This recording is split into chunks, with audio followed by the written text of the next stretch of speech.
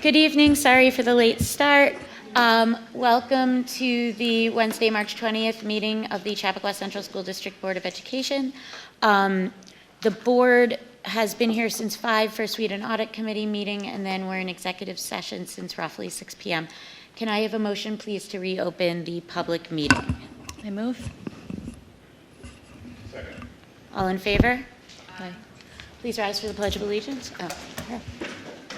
I pledge allegiance to the flag of the United States of America and to the republic for which it stands, one nation, under God, indivisible, with liberty and justice for all. Okay. I don't have much to say tonight. We were just together last week. But I want to clarify a few things before we get into presentations about the budget process. And I just want to say that by the time these presentations come together and come to board meetings, there has been months of work behind the scenes. So everyone presenting to you both last week and tonight knew that these budgets had to be looked at with a critical eye and to be kept as lean as possible to keep the district running at the level to which we're accustomed, but also acknowledging that this is a hard year financially. But I also want to assure you that this board has been asking a lot of questions along the way. We try to email a lot of our questions to the presenters that we know we're going to want answered before our meetings so that by the time the presentations are crafted, they're as coherent as possible. We know that if we have questions, the community will have the same questions. So we try to have those answers incorporated into the presentations so that hopefully there is information filled and addressing a lot of questions in advance. I also want to note one thing about public comment. Public comment is an opportunity to raise issues, voice concerns, or even provide positive feedback to the board or administration. But it is not a forum to make disparaging comments about a group or groups of people. While we hope that people would refrain from doing that at all, if you have something you feel must be said, please find another method of communication, such as email. As I previewed last week, the contract for the literacy review is on our agenda for approval tonight. We are really excited to work with Patty and Eleni. This team really blew us away with their approach and how professional and lovely they are, as well as how collaborative their approach is with our teachers and with our families doing this literacy audit. And I also just want to clarify, as we're approving this tonight, that this contract is hopefully being completed, at least a lot of the interviewing with teachers and working with teachers this school year, and is being paid for out of this year's budget. Mm-hmm. So it's not factoring into next year's budget. And that is all for me tonight. Okay, thank you.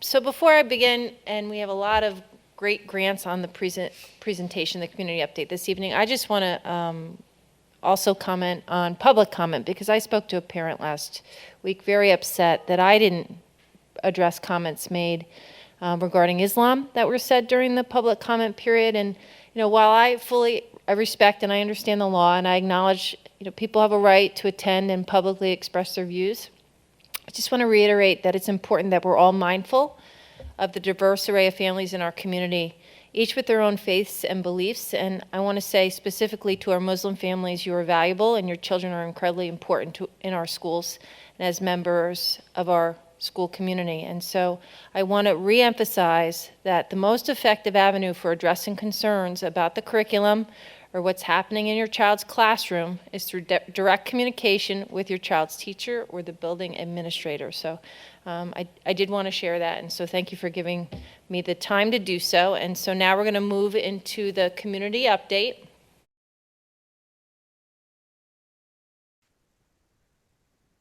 Okay, so I wanted to share that the New York State Education Department has allocated the district money to have a universal pre-K program. So we are exploring that. This is not in our budget.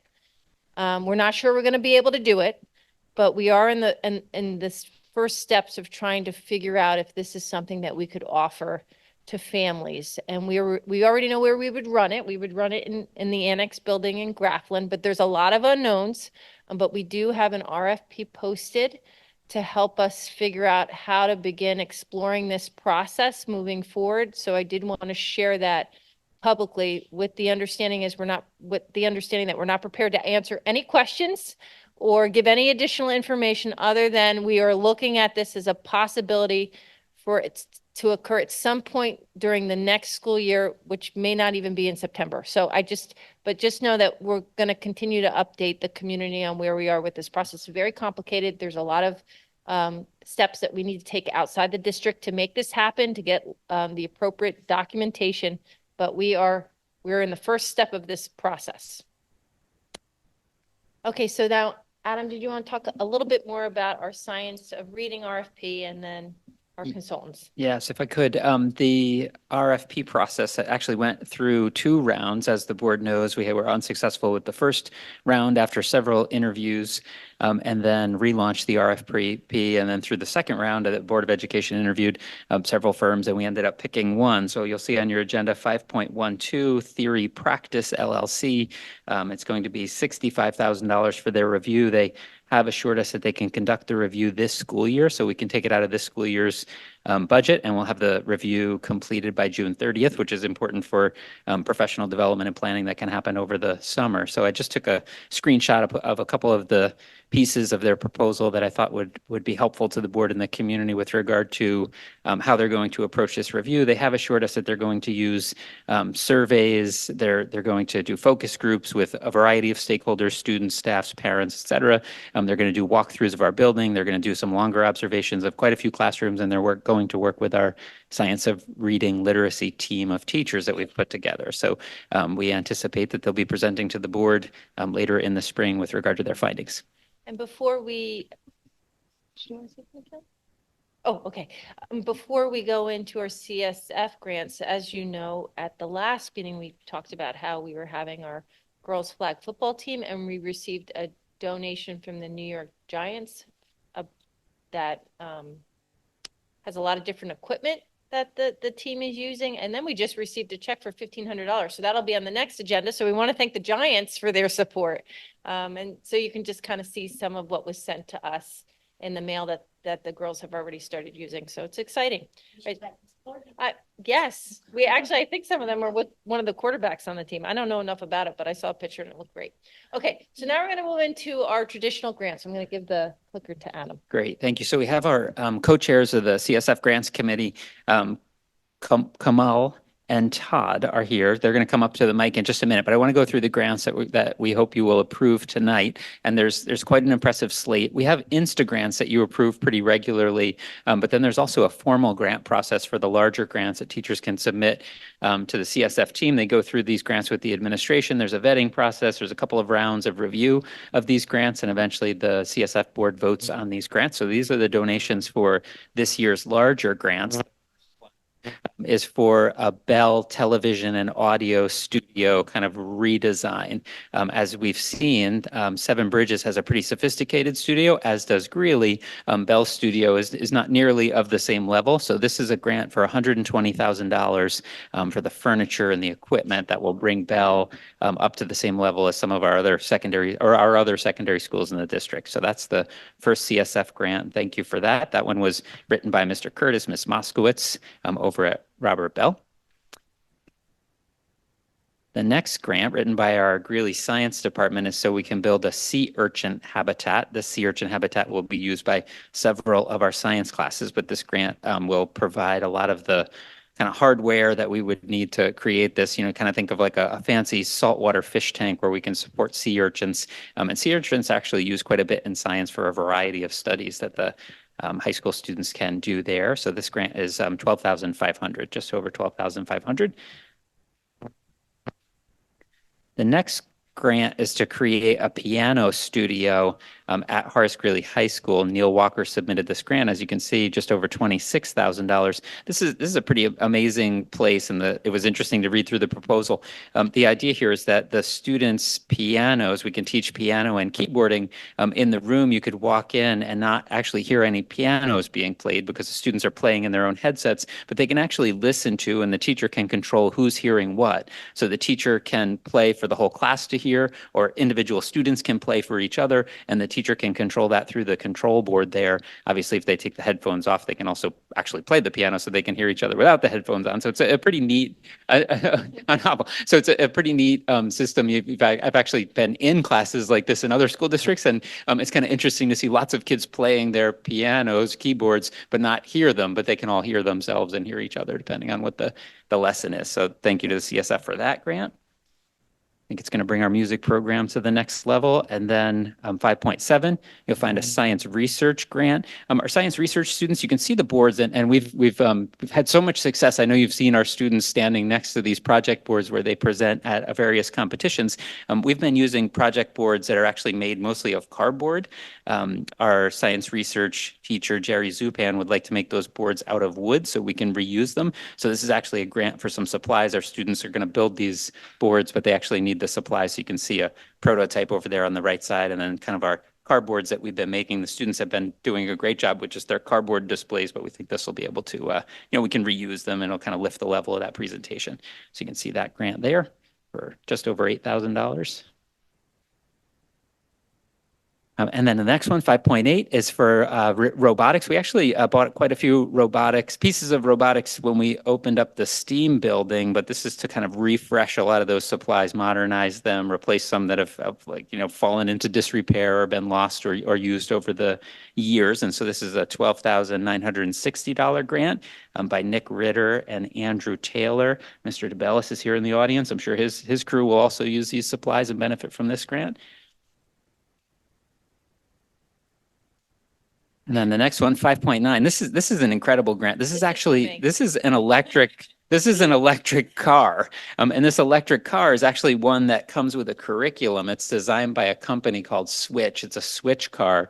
And the electric car is built by the students.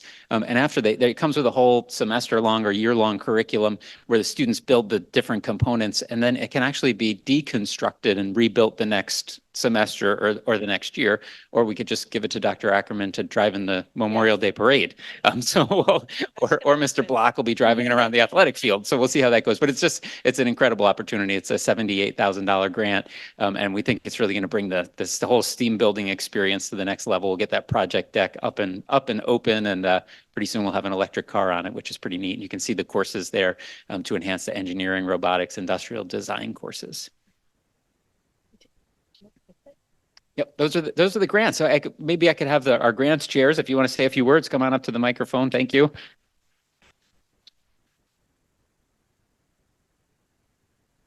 And my name is Komal Basim Malik, and I'm one of the co-grant chairs. Really, the backbone to the CSF Grants Committee is Todd Harrell over here, who's been doing it for years and been doing a great job. But on behalf of the CSF board, we just wanted to thank you all, Josh and Jamie and Adam and Christine and Lisa for all your organization and helping us. There's a lot of background work that goes into a lot of this from the first grants that come in, and you guys have been so helpful in working with us to make sure we can get these grants through and they can be implemented in the schools. We also want to thank all the community members and the businesses who support us and who support the CSF through their donations and coming to all of our events. We, as a board, are very proud and very excited to fund over $275,000 worth of grants this year from the elementary. So, we're very excited, and there's a lot of fun ones this year. And our grants this year stem all the way from kindergarten up to 12th grade. So we span all the levels of school and all grades, which is really nice. And if we could just take a couple of minutes to, our gala is coming up on May 2nd at Goose Feather again, and we'd love to see the support from the community, and most of our board is always there.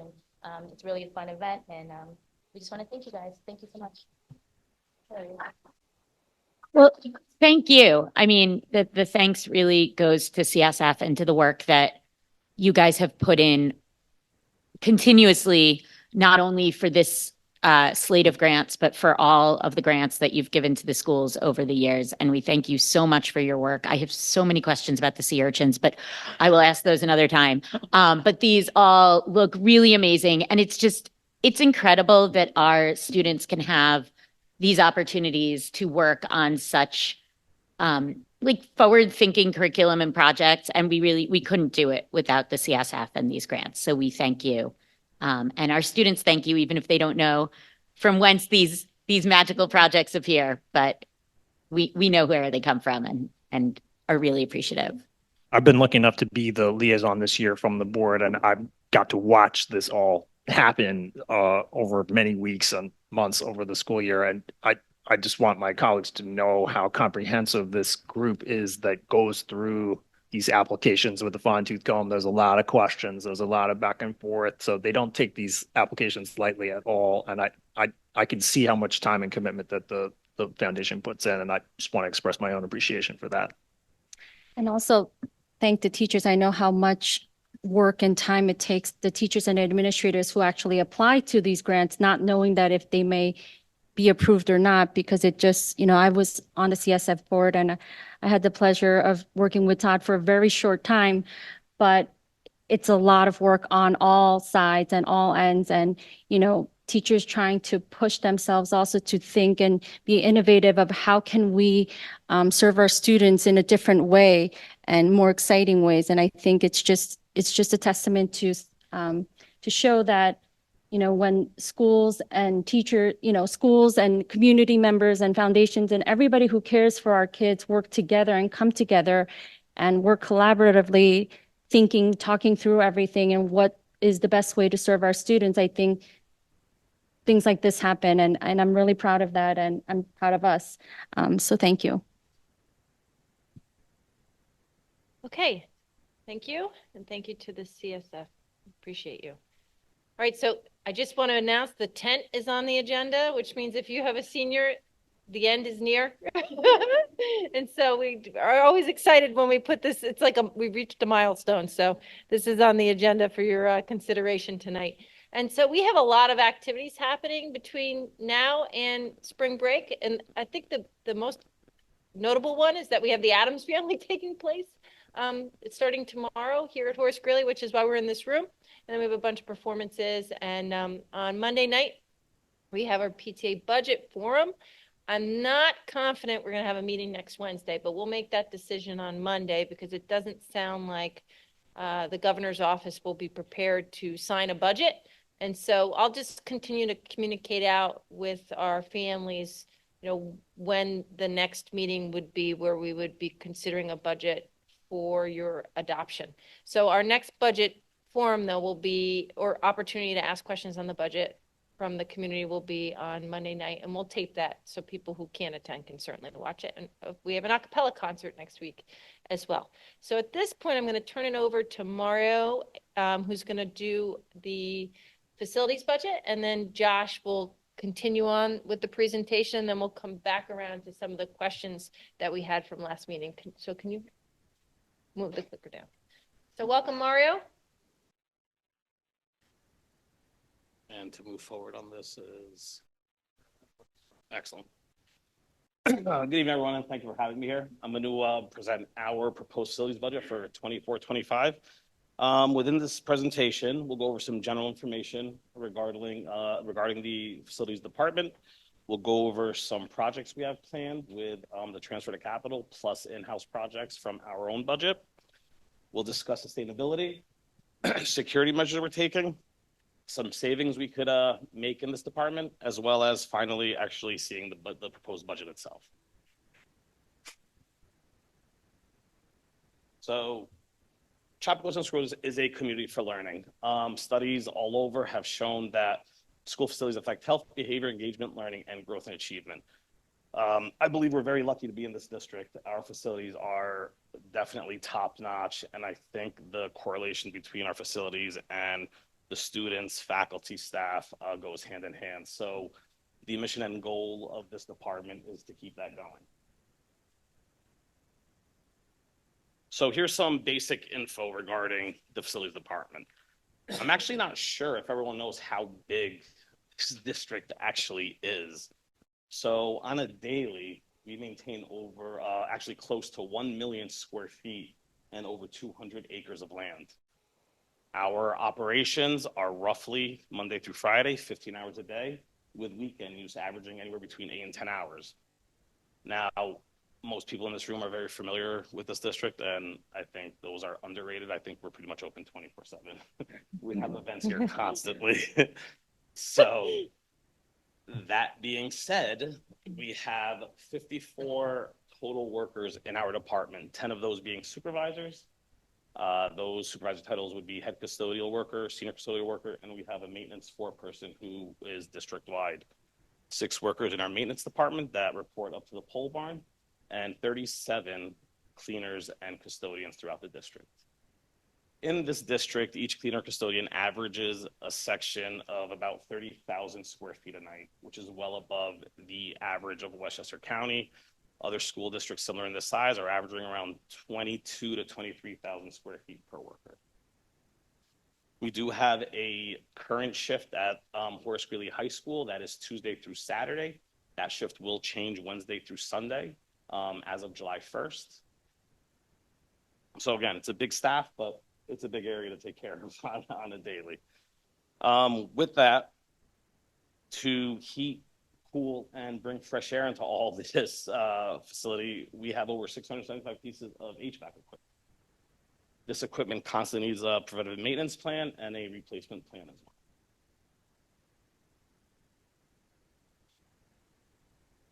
On this slide, you'll see the projects we have planned with the transfer to capital. At Horace Greeley, we plan to update and repair the fire system. That would entail running some new wires from the main console that's in H building over to J and K building, as well as replacing some pull stations, sirens, and lights, and updating the main console itself. With all the renovations we've had here, upper L, lower L, new additions to the campus, Steam Center, and the SRC, we really need the main console unit to communicate perfectly with all the new added units to the fire system. Paving is a biggie. We're going to do the back parking lot of West Orchard and the front entrance to 7 Bridges. We plan on doing some bathroom renovations here at the high school, also at Roaring Brook. We will be changing out some of the locks that are in our fire doors, which are also considered the hallway doors that you see right out there, and we'll turn them into, we'll change them over to the electronic locks that everyone sees on these doors. And finally, we'll do some roof repair over at 7 Bridges. The roof over the upper commons and the GLC has been leaking.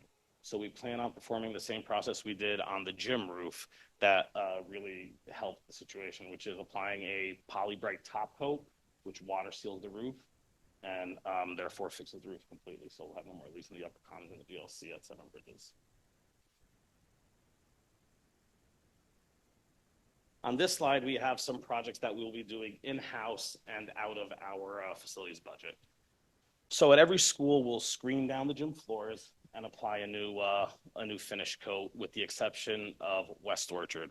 At West Orchard, we'll actually sand down the gym floor completely down to the wood, repaint the lines, and apply new finish. We'll start rotating the schools on the full sand down yearly. So over the course of 7 years, every school will have pretty much a new gym floor. We're also going to convert 2 empty spaces in elementary schools back into classrooms. We're going to construct a concrete path at 7 Bridges for fire egress. You guys have ever been 7 Bridges, there's 2 fire doors going out and they just lead to each other. We can construct a concrete path that leads to the road. So in the fire egress, staff, students, and faculty are not walking on the grass in order to get to the driveway. At Douglas Graffling, we're going to renovate the annex, as well as in Bell Middle School, we'll renovate Bell Vision, where the studio is going to be. And we will be working on a drainage solution right here at the high school behind C building and the auditorium. Sometimes in heavy downpour, there's a lot of water accumulation that could potentially enter the building. So we'll put some storm drains and guide the water down to the creek.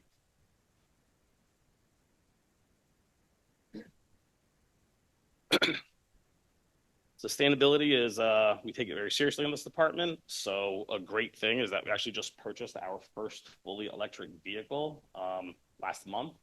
It's a Ford E-Transit van. We have that picture actually of the charger that's fully functional right now up at the pole barn. We installed it about 2 weeks ago. This van's going to be used for our mail courier. So the van's going to be going district-wide, school to school. And I think it's great that we actually have an electric vehicle now. We're also going to try to explore new methods of cleaning, and specifically, an example would be like redoing this floor. So in order to take up the wax from this floor, you're applying heavy duty chemicals, take the wax up, then apply more chemicals with wax on top of it. They actually have a pad now that will restore Fritz tile, which is this, also terrazzo floor back to its original shine without using any chemicals at all.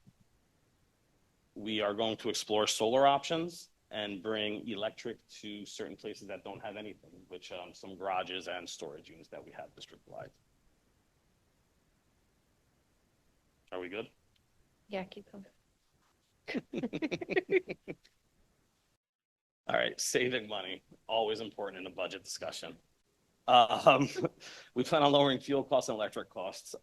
We could achieve these by buying more electric vehicles and hybrid vehicles. We've made huge repairs on our steam lines and the HVAC infrastructure. We'll make all our HVAC equipment run efficiently, saving us money in that respect. We could also adjust the settings on our occupied and unoccupied settings, and these control all our HVAC and lights throughout the district. So we wouldn't be wasting money or energy heating or cooling a building that isn't being occupied for a week. We can set at the minimum temperature, so it's as efficient as possible. And we will be installing newer LED lighting, which will lower the electric cost as well. Cleaning chemicals, as mentioned on the previous slide, we're going to try to explore new options for it, so we don't have to purchase as many. And I'm also going to streamline the buying purchase and buy them in bulk, so all the schools run the same, and we could just trade amongst the schools instead of each school running a little bit differently.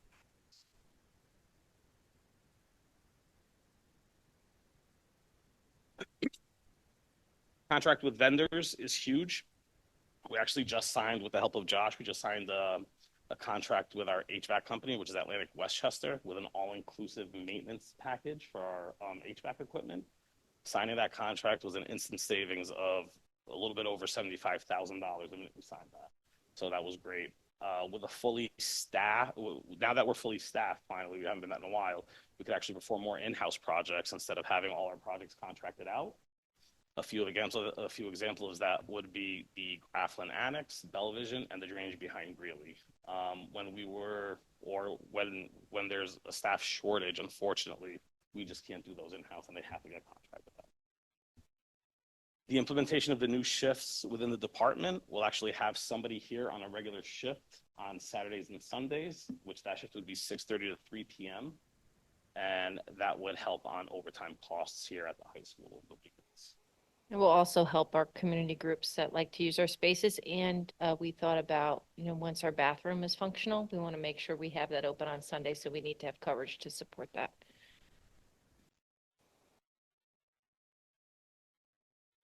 No problem. Please add whenever you want. Safety and security. We're looking to have an SRO at every school and continue training and communication with Newcastle Police Department to make sure our schools are as safe as they could possibly be. We are constantly replacing older cameras and installing newer cameras, so all the blind spots are taken away from our video surveillance system. We will also continue replacing the old-fashioned key locks to electronic locks. And all schools and facilities here, we constantly practice SHELL, which is the shelter in place, hold in place, evacuation, lockout, and lockdown. Our department also tests our systems weekly right now between lockdown and the fire system to make sure they work correctly in case of an emergency.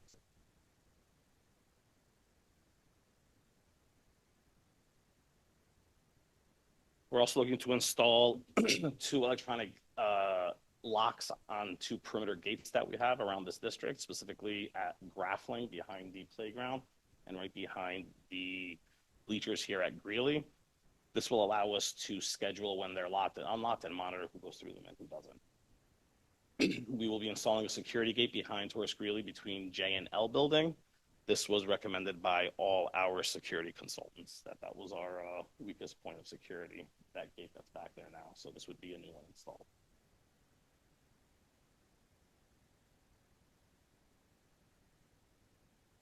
So this budget consists of 3 big components. First one being buildings and grounds.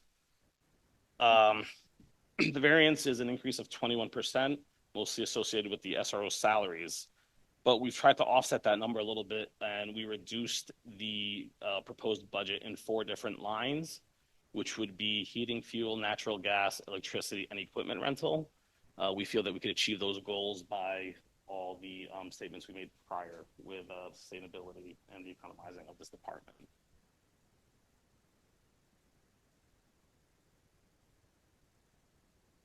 Second component of the facilities budget is operations and maintenance. The variance here is only a 1% from last year's. The 1% is really just to keep things going the way they are. It's not much of an increase, so we just kind of need that to keep what we're doing. Lastly, on the top of this slide, you'll see the five-year facility maintenance plan. This is an increase of 5%. This actually is directly to the safety, security, and lighting line. Just to maintain everything is getting obviously costly, and we need that 5% increase to maintain what we're doing. That bottom half are all three components into one, so that would be the entire facilities budget. You can see the variance is 12% against a little top heavy on salaries. Just know that the nominal value increase of this budget, excluding salaries, is roughly around $46,000. So for a facilities budget, that's not a big dollar. And I want to thank everybody. So at this time, thank you, Mario. And No then problem. are there questions for Mario about his presentation that you'd like him to address before we move forward with the other section of the budget tonight? I have just a quick one. When we have a winter like this one where it barely snows versus a winter where maybe it snows, does it matter in terms of our expenses, or is because that's generally covered in personnel and we've Well, the one thing that isn't covered would be the purchase of salt, sand, and the overtime hours for plowing. But that's always embedded in the budget as well. So do we still have like salt that we didn't use this year that we can save for next year? Of course. Yes. Okay. I guess we didn't use much this year. Actually, this as little snow as we got, the ice this year was ridiculous. So I would have rather plowed than use than the ice. But yes, we still have it, and we keep it for next year. It doesn't go bad or expire. Any other questions for Mario? Okay, thanks, Mario. All right, thank Appreciate you. it. Have a good evening. And now we're going to transition over to Josh. And Mario's going to head out because he has to be up early. Thank you, Mario. Have a good night. So, okay. So now we're going to talk about the non-instructional budget, revenue, fund balance, and a contingency budget. Again, I'm going to review some slides that we've gone over. We always root our budget in our strategic questions. The first strategic question around how can the district ensure continuing excellence in academic and social, emotional, and extracurricular programs while developing a budget that's fiscally responsible. So the approved budget for 23-24, $138,296,286. For this year, we're going to represent a budget increase of 2.94% or a tax levy increase of 3.94%. I want to talk about, we've discussed a lot about the foundation aid that the state first had cut, and now we have word that as they start to reconcile the budget with the One House and the governor, that they're going to restore the foundation aid. So we added that back to the budget. Everything that we're reading, the current proposals that are floating around Albany are that any district that had their foundation aid restored through the Safe Harmless would also receive a 3%. That's not been approved yet. But I just wanted to show what that would look like. That would bring our 3.94% tax levy increase down to a 3.80 tax levy. And so as we discussed that we are waiting until the governor approves their budget, this is an item for us to look at over the course of the coming weeks. Again, just for illustration, our budget increase from this year to next year proposed would be a 2.94% increase as opposed to a 3.2% increase from 22-23 to 23-24. The large shifts that you see, Mario talked about operations and maintenance, including the SROs. The decrease in the capital transfer is because our debt services is increasing. So those are the two main categories. And I think it's important to show that our salaries are only increasing at 0.88% due to a significant number of retirements between last year and this year. Again, our expenditure budget, we are a people business, so 70.9% of our budget is encompassed in salaries and benefits, and then the rest of everything else, the operations and maintenance, technology, is 29.1%. I do think it's important to note that our per pupil expenditure, so those are the things that we purchase for our students, such as pencils and textbooks, even with inflation, we're managing to keep that at only a 0.94% increase for next year, which is about $42 per student. Going over our non-instructional budget, this includes our general support, our transportation, community services, and undistributed funds.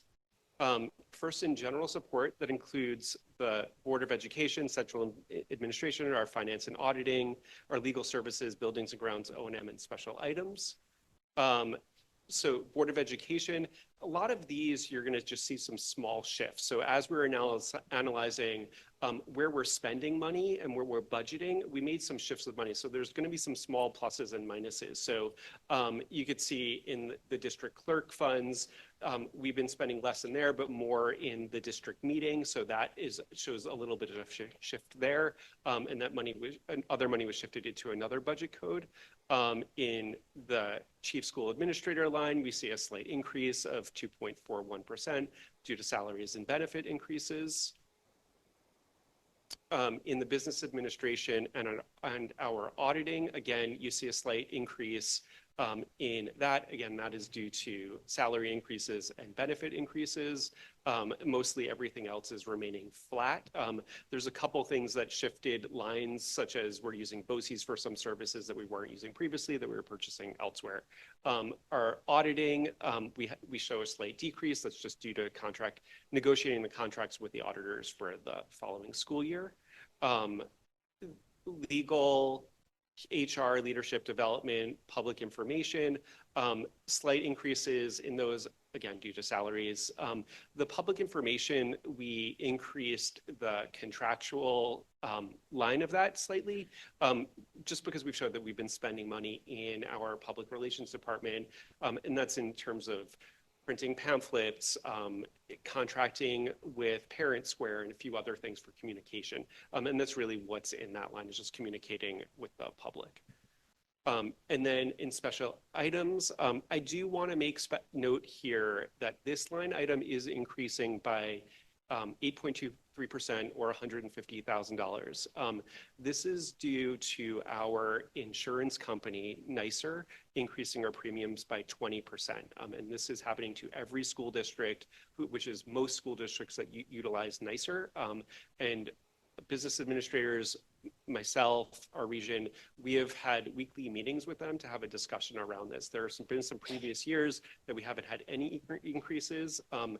One of the main reasons of this is they're really trying to protect themselves from liability claims that have been coming in, as well as property loss claims due to flooding, hurricanes, and lots of weather events due to climate change that are happening.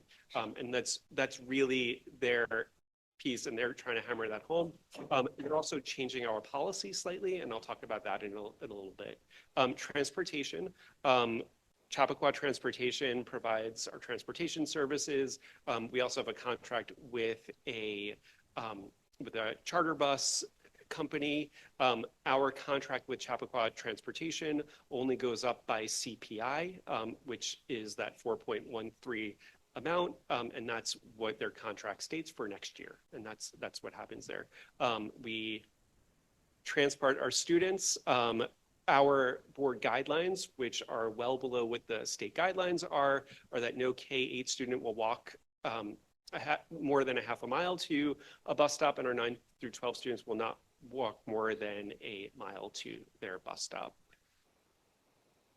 And here's just some highlights of how many buses, vans, monitors we have, the chart. So we don't get charged. So when we have to release early for an emergency, we don't get charged by Chappaqua Transportation.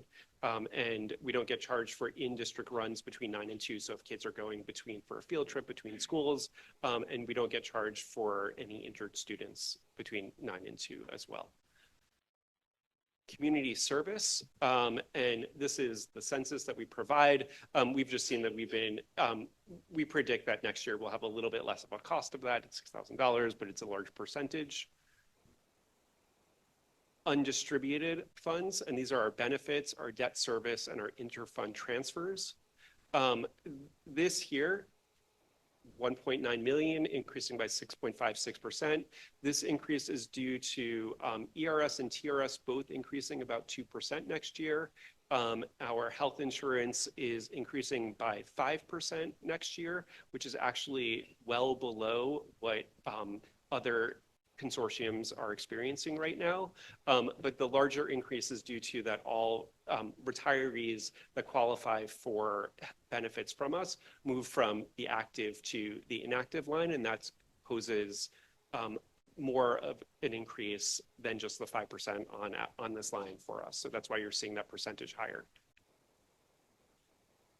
Debt service, we've discussed there's an addition of a line of ban interest for next year. That's because we have a bond anticipation note right now that has funded the beginning of our capital project. So that you can see is funding most of the increase. We have a little bit of a decrease in our other debt service lines for that. So this is just, we're starting to fund the capital project as we're completing these projects. And you could see here just our debt service prediction, 23, 24, we had debt that fell off and we didn't have any debt payments on any new debt. Next year, just like I spoke about in the last slide, we see that ban interest added. We're going to anticipate that we're going to take another bond anticipation note next year rather than a full bond while we wait for interest rates to fall. So you only see a slight increase for 25, 26 predicted, and then 26, 27 is where we estimate that we're going to go to bond after we've completed the $32.5 million capital construction project. Interfund transfers, is what Mario spoke about. We had the 2.25 million last year because we were making up that gap of the debt service that fell off. We're shrinking that down a little bit as we have more of a debt service increase from that bond anticipation note. Revenues, here, again, the bottom line of this you could see is our budget to budget increase is 2.94%, with the property tax increase of 3.94%. We show that increase of state aid of 7.5% from budgeted last year to budgeted this year. And that is mostly due to an increase of building aid and an increase of some excess cost aids that we're receiving. Our proposal is to lower the appropriated fund balance from $3.5 million to $2 million, holding sales tax flat. And then we see a little bit of an increase for charges for services, and our use of money and property decreases just due to the anticipation of interest rates falling. And then we anticipate just increasing other income, and that's really due to the sale back of equipment, of switches that we removed from the capital project during that communications project that we completed. And then here just showing the revenues in a different way and just breaking down the percentages of the total budget. Fund balances, including reserves. So this shows our non-spendable, which are items that we have obligated for the future year. The restricted is essentially the subcategories of our savings account that by board resolution, we can transfer money into. So you're going to see that the planned increases to those restricted funds are the $1.5 million. And that's the difference between the $3.5 and the $2 million of use of fund balance. So that we're planning to take that $1.5 million that we're not using and put that into our restricted reserves so that we can save and put these away for things that might happen. I want to only talk about I want to talk about the increase to the property loss and why, even though that's remained pretty steady, insurance companies are now adding that if you have a property loss, the district would be responsible for 1% of that property loss. So I want to build up that reserve in case something happens that's catastrophic so that we have it in there.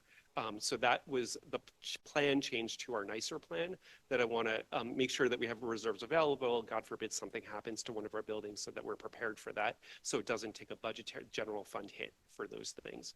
And then as interest rates, ERS and TRS have been increasing, and we don't know if they're going to be decreasing, which is why I want to add money to our TRS account, which we don't have money anywhere. That'll leave us with the 3.96, which is predicted close to that 4% for the unrestricted fund balance to use for the unassigned fund balance to use for the following year. And the property tax cap information. This is, again, just reviewing the property tax cap that we talked about in our first meeting.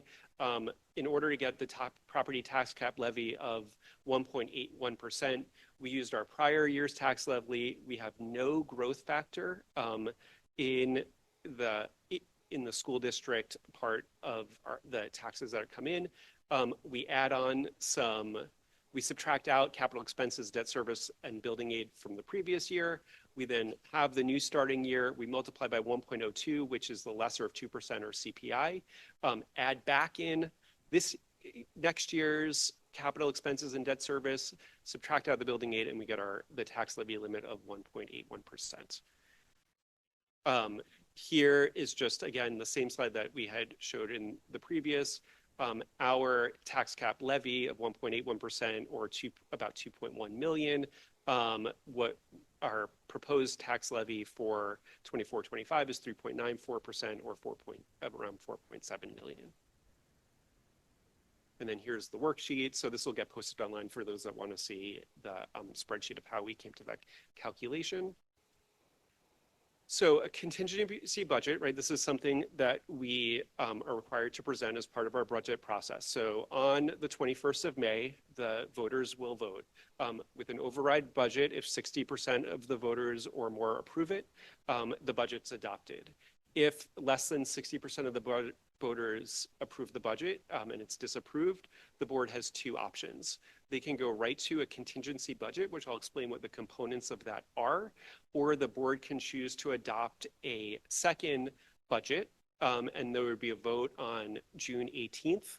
That budget is allowed to be the same budget, a lower budget, or a higher budget. And then if that's approved, we adopt it. But if that is disapproved the second time, we're required to go to a contingency budget.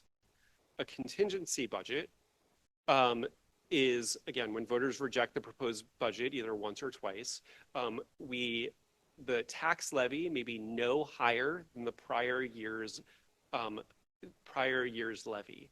There are also restrictions on what a school district can spend money on in a contingency budget. So all contractual expenses and increases and insurance increases all get put into the budget. So that's an increase. And then we need to reduce expenses in administrative, program, and capital. And we have to have information about this in the budget notice. So if we go to a contingency budget, we need to reduce about 4.7 million from the budget. How do we get there? To reduce our expenditures, we could decrease, the choices could be to decrease program.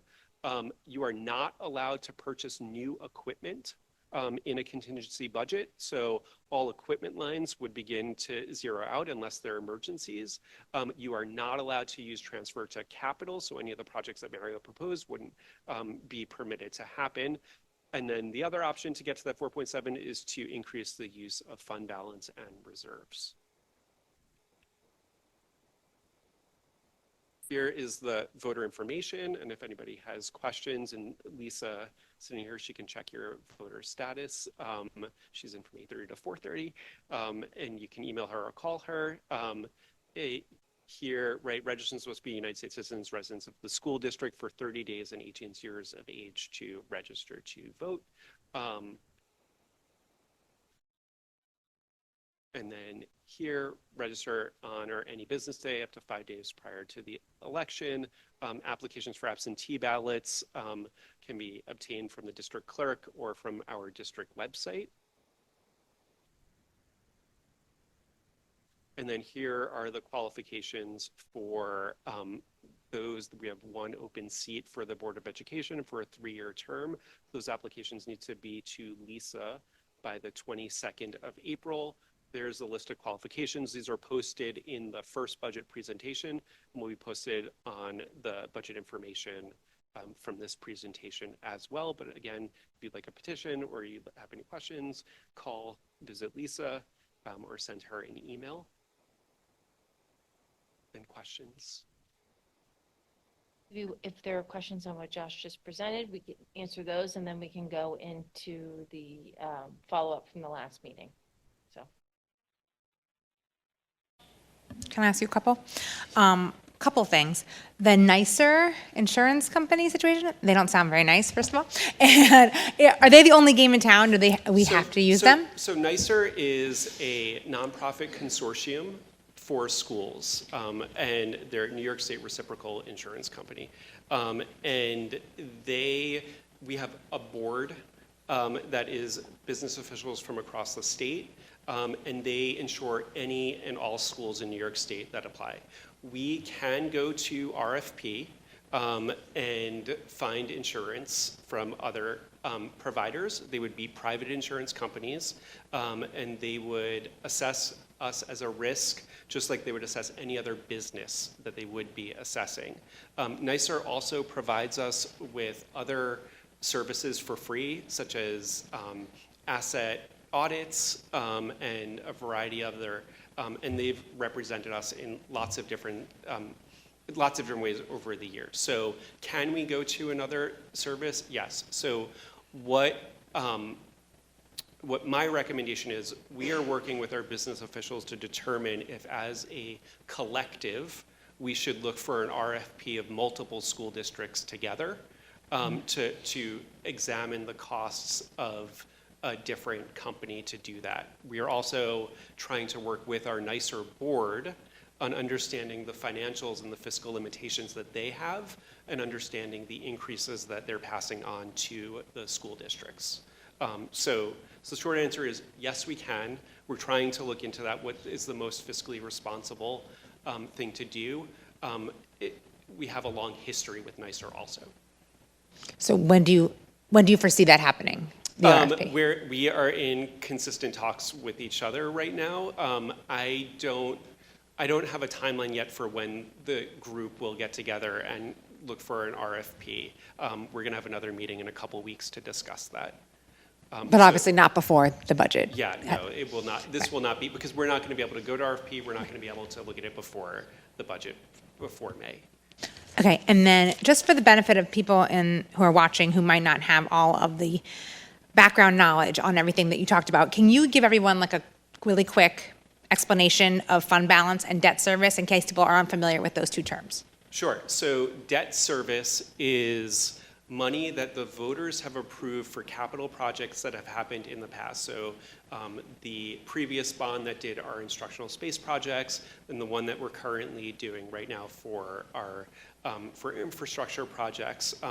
The district has taken out essentially loans, and we are paying back those loans, right, over a period of time. Generally, we get state aid back and building aid back on them. We try to balance all of that out in the revenue side of it, but those are obligations that the district has made to pay back the loan for that. The reserves are money that the district has in essentially its savings account. So over the years, money that has been savings of budgeted items that have not been used, increased revenues that have been over the budget. So like last year, we had a surplus because of our interest income. That money gets put into essentially a savings account that we have a bunch of legal ways that we can use that or spend that or hold that money. And when we have to spend it, the sale of a property is another reason that would go into that account so that we have the slow spend of that money rather than having to spend it in one budget year. That money, right, in order to use that, the board would need to approve the use of that money. And part of that is used to lower the tax levy. So each year, so 2 million for the coming year is proposed. Previous year was 3.5 million. So there's lots of different uses of that money could be used for. For a rainy day fund generally is what it's for. It also is used as an example of fiscal health of a school district. So that money is there. There's lots of limitations on what we can use it for, and how money can go into that. And consists of the fund balance. So you're projecting using more of debt service, having the debt service go up, Correct. and then having the use of fund balance go down, basically. Well, so those are two separate things, right? So the debt service is increasing because we're taking on more debt of voter approval. The transfer to capital is what's going down. That's what's balancing that out, is the transfer to capital that Mario is using to do some projects around the school. So that's becoming the balance, right? We're transferring more to the fund balance because we're looking to rely on that less in next year's budget to balance the revenue side of the budget.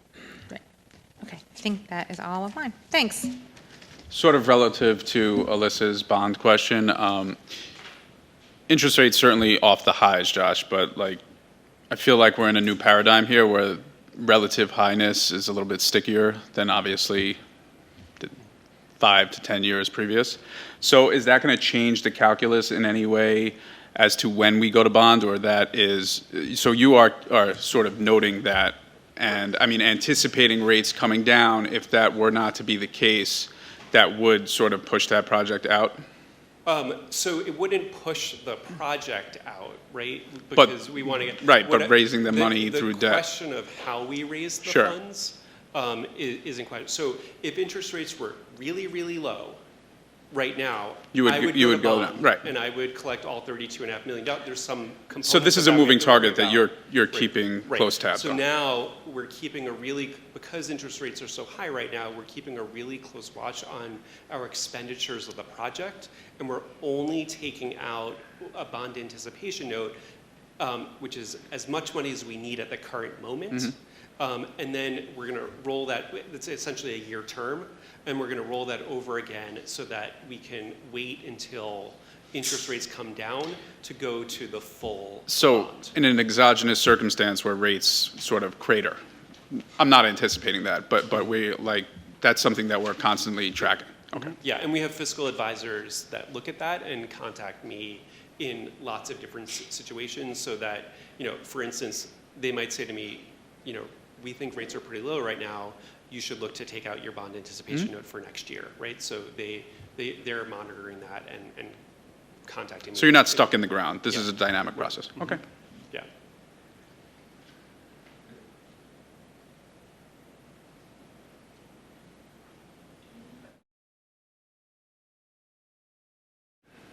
I'm guessing I just misheard.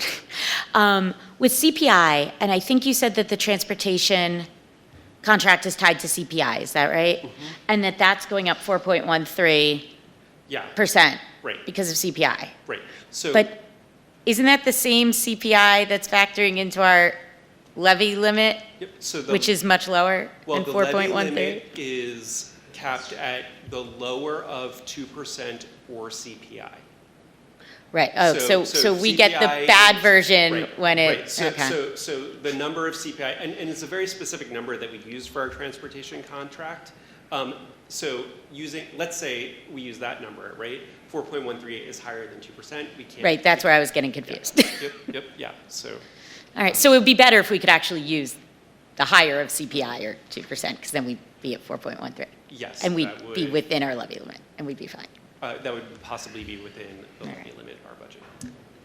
Actually, I did have a question. So going back to reducing the fund balance and thinking about it in little bit more of a long-term range plan. And thinking ahead and looking at the bigger picture, I just want to ask then, because 1.5 is a number that, after thinking about it thoughtfully and doing all the math and calculations and the hard work that you've been doing, that came up with this number.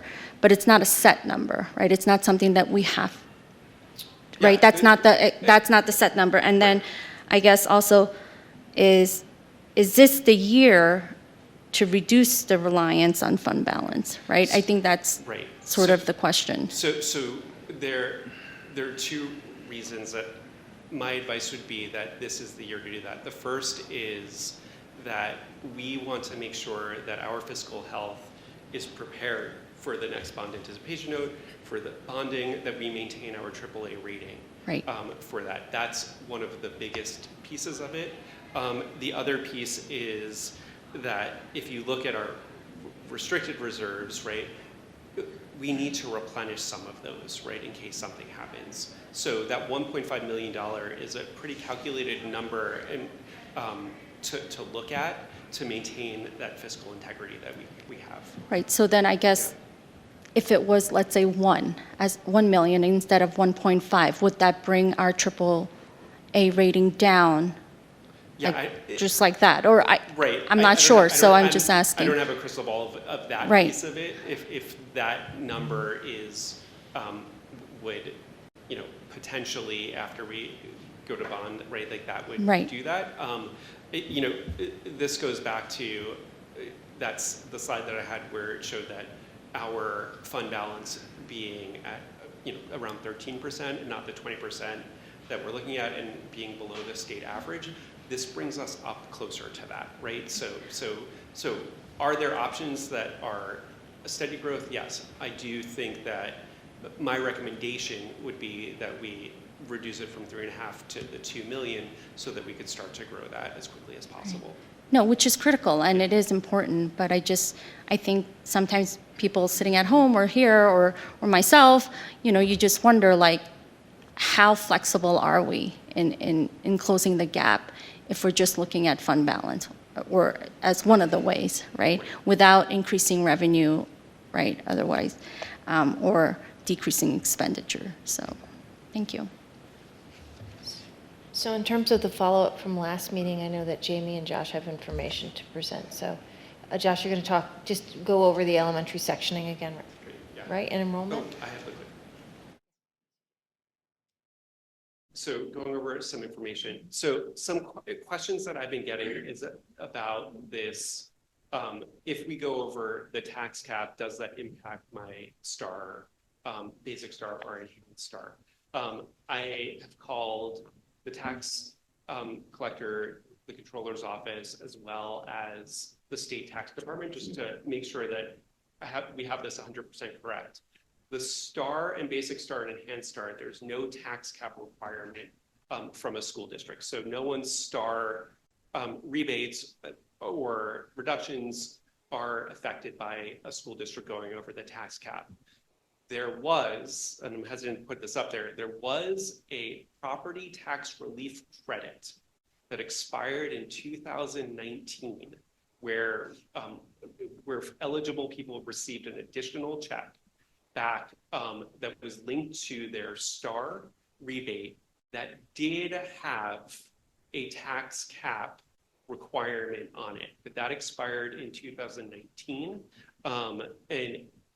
Any proposals to bring that back have removed the tax cap requirement. So this STAR and basic STAR enhanced that we are currently, that's currently in the regulations and the law is not affected by by a school district going over its tax cap. Any questions about that? Okay.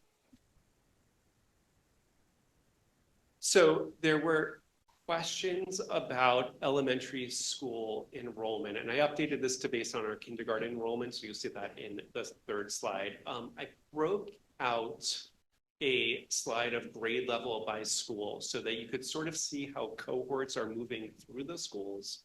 But elementary enrollment has remained fairly consistent over the past 7 years.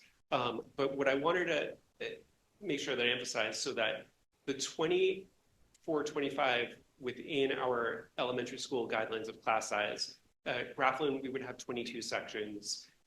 If we were to reduce the class size, that would increase 1 section at Grafflin. At Roaring Brook, again, you could sort of see like there's trends within each grade level, but pretty much the elementary school enrollment has remained flat, up by about 20, 30 students. But within the guidelines at Roaring Brook, we would have 20 sections. And if we would reduce class size, there would be 22 sections in Roaring Brook. And then at West Orchard, again, there would be 20 sections within the guidelines and 22 sections. West Orchard, you could actually see there's been a little bit of a rise and a spike of the school size and the number of students in the school at West Orchard. So I took out a bunch of the years. Our kindergarten enrollment has been high, particularly at Grafflin as of right now. So we are showing a slight increase, projecting a slight increase in enrollment. But like, again, this graph here, right, which 1250 in 2018-19 went down a little bit, it went up a little bit, but relatively.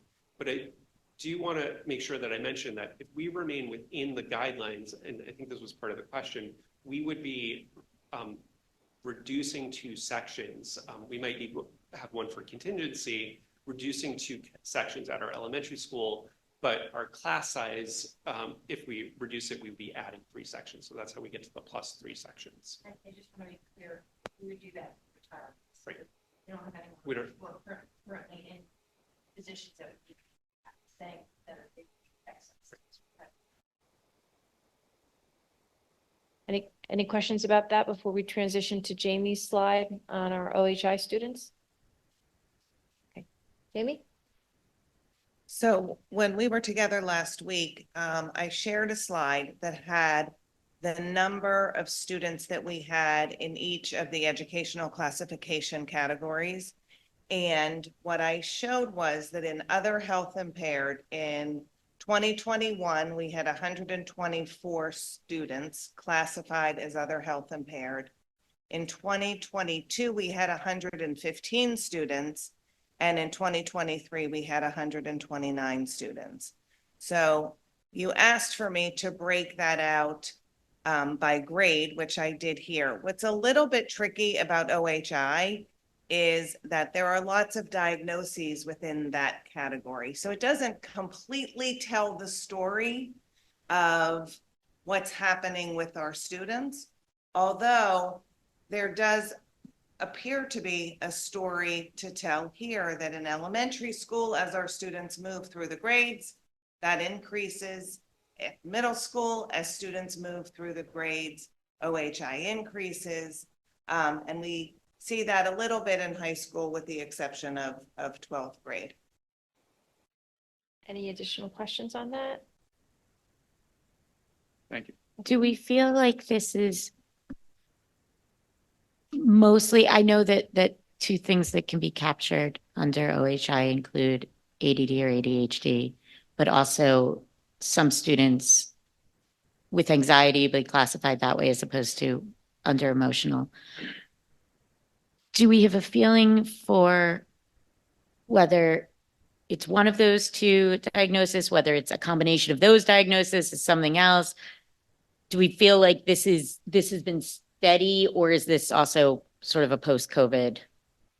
So we believe that it is because of the increase in mental health issues that are not only happening, and we don't only see that in Chappaqua, but we see that nationwide.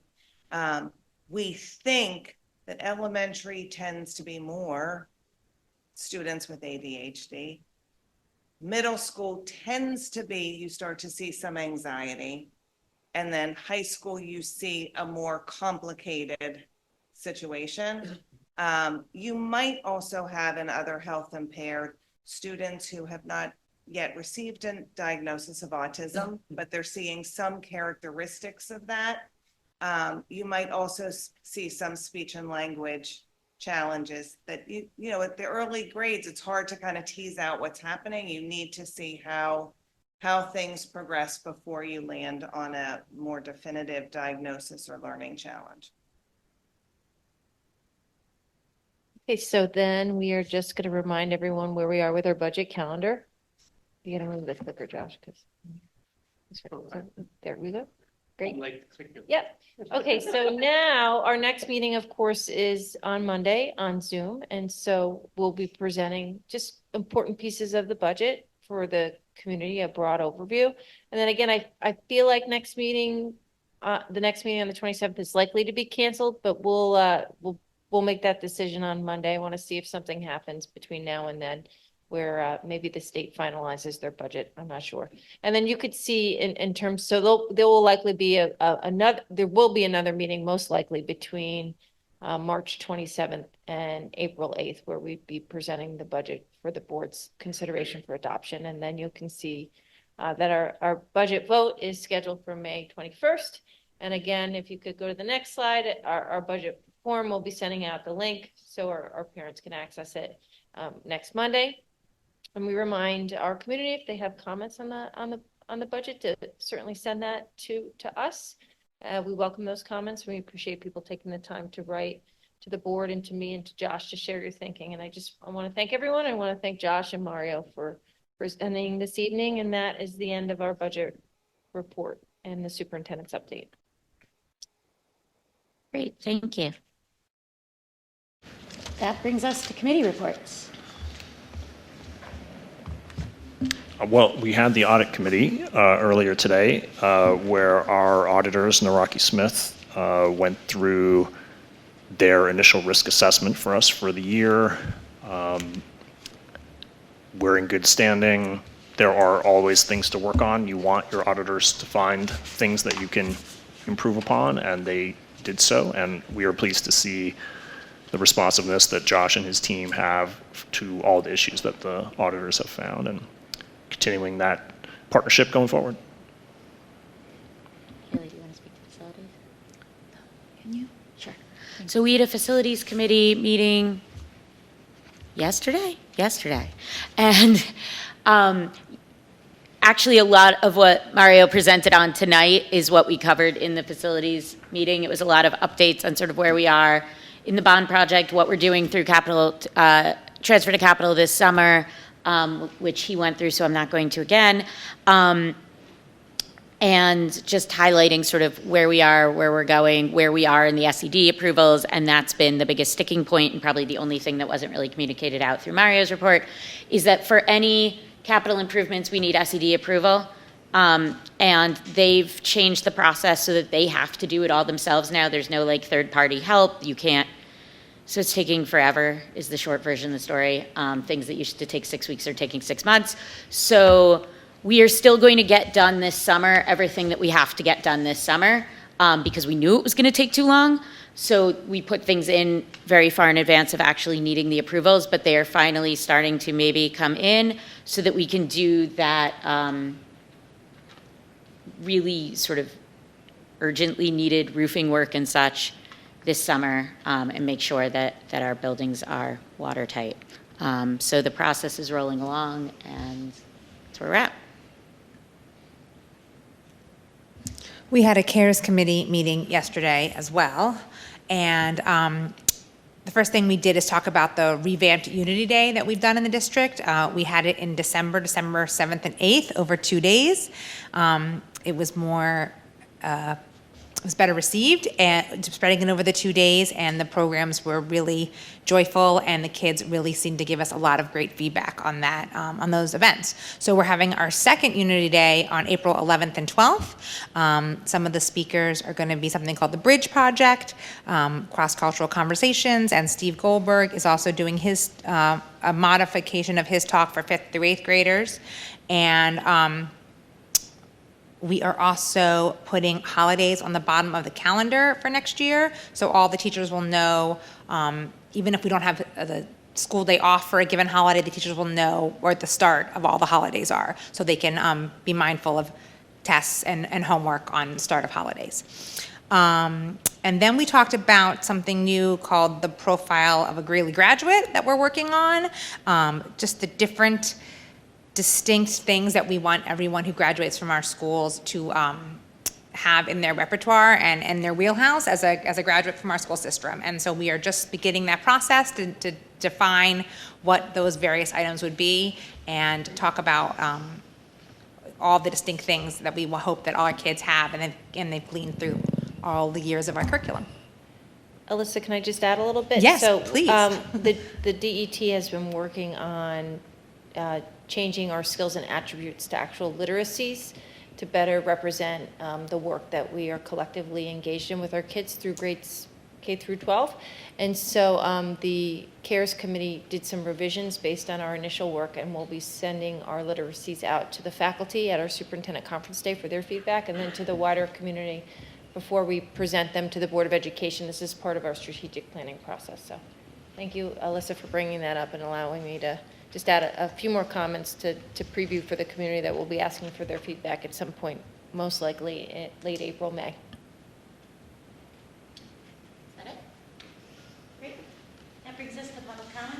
Sorry, that brings us to public comment. We welcome public comments, and in respect for each other's time, we ask that you limit your comments to 3 minutes. Board members may also be contacted via email or phone. After the public comment period has been completed, board members may have a discussion amongst themselves regarding comments presented, and I remind you, please, not to use any personally identifiable information. So we have one microphone this evening. Come on down.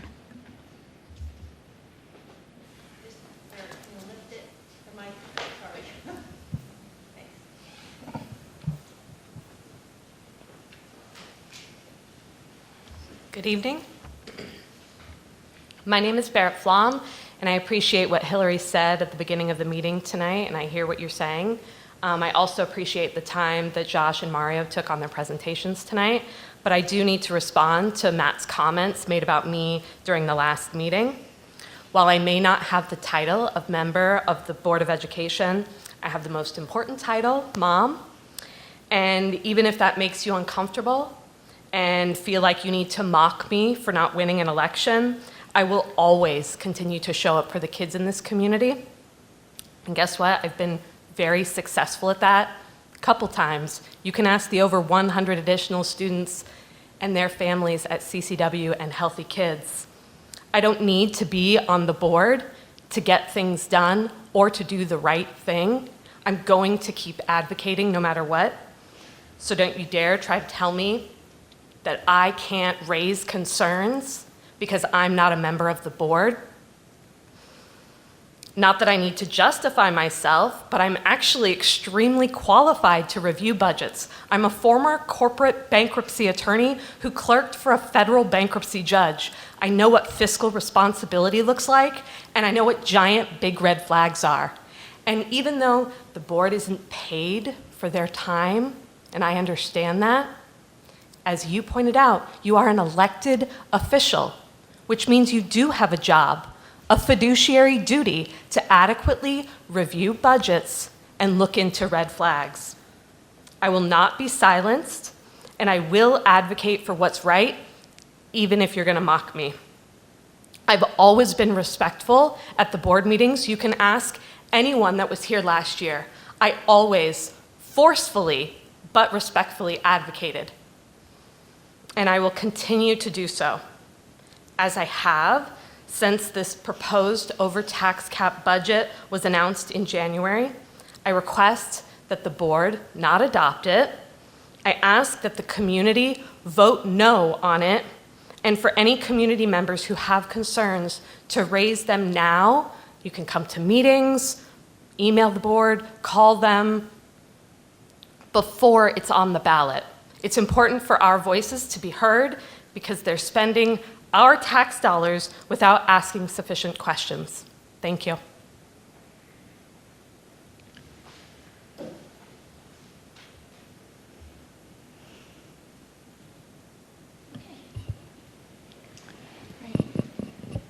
If there are no other public comments, that brings us to approvals and ratifications.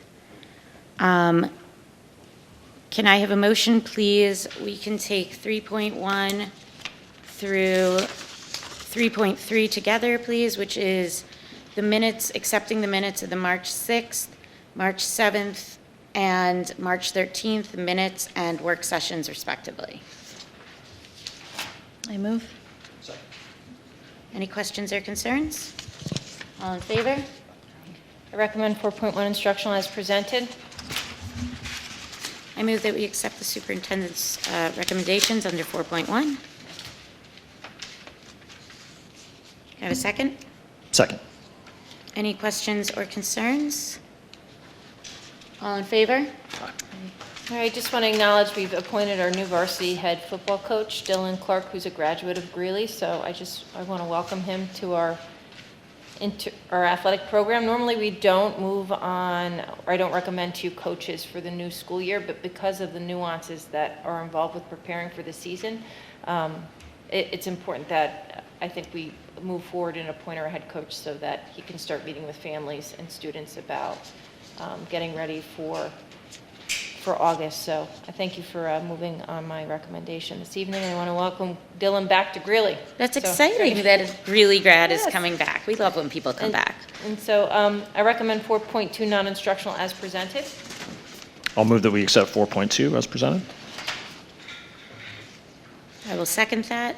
Any questions, comments? All in favor? Okay, that brings us to our consent agenda.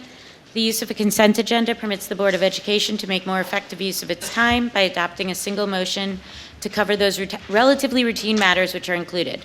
Any member of the board who wishes to discuss individually a particular piece of business on the consent agenda may so indicate, and that item will be considered and voted on separately, thus preserving the right of all board members to be heard on any issue.